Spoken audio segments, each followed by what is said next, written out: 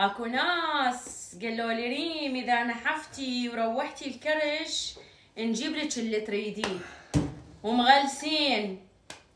تحكي معي؟ لا ويا جيراني اكيد بدي احكي وياك. لك يا ريم انا ما توقعت انه تنزلي بالوزن بهالسرعه، وخاصه الكرش يعني البطن ما توقعت انه تروح. وهي بتعرفي من الدهون العنيده. شوفي انا حالتي قديش لعبت رياضه، قديش تمرنت، لسه هسه اني نزلت لو لا؟ يعني هسه راح الكرش لو لا؟ راح. اي وين المكافأة مالتي؟